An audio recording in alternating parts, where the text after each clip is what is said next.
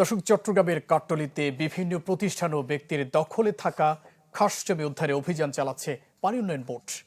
এ নিয়ে বিস্তারিত জানাতে যোগ দিচ্ছেন সহকর্মী রনি দত্ত। রনি,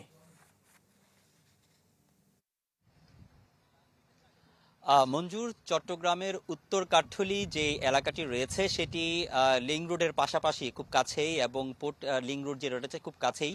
সেই লিং রোডের আশেপাশে প্রায় 40 একর জায়গা, বিশাল জায়গা। সেই জায়গাগুলোতে বিভিন্ন স্থাপনা রয়েছে, বিভিন্ন ব্যক্তির, বিভিন্ন শিল্প প্রতিষ্ঠানের এবং প্রভাবশালী ব্যক্তি, রাজনৈতিক ব্যক্তি, তাদের আসলে নানা জায়গা এখানে কিন্তু তারা বেদখল করে আসলে রেখেছেন দীর্ঘদিন ধরে পানি উন্নয়ন বোর্ডের এই জায়গাগুলো। তো সেই জায়গাগুলোতে স্থাপনাগুলো আজকে অবৈধ স্থাপনাগুলো আসলে আজকে গুড়িয়ে দেওয়া হয়েছে এবং উচ্ছেদে নেমেছেন পানি উন্নয়ন বোর্ড।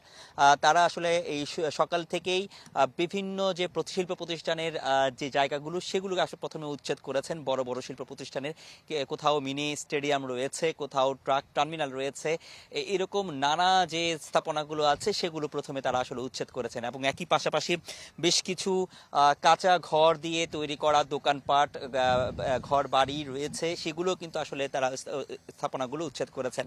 তো পানি উন্নয়ন বোর্ডের এই যে কর্মকাণ্ড সেটি কিন্তু তারা যেটি বলছেন প্রায় 3 দিন ধরে তাদের এই উচ্ছেদ অভিযান চলবে।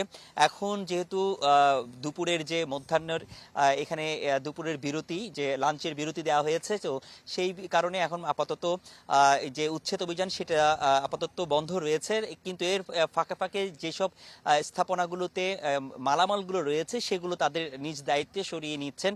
আমরা দেখতে পাচ্ছি এখানে যে মালামালগুলো রয়েছে সেগুলো আসলে নিজ দায়িত্বে সরিয়ে নিচ্ছেন।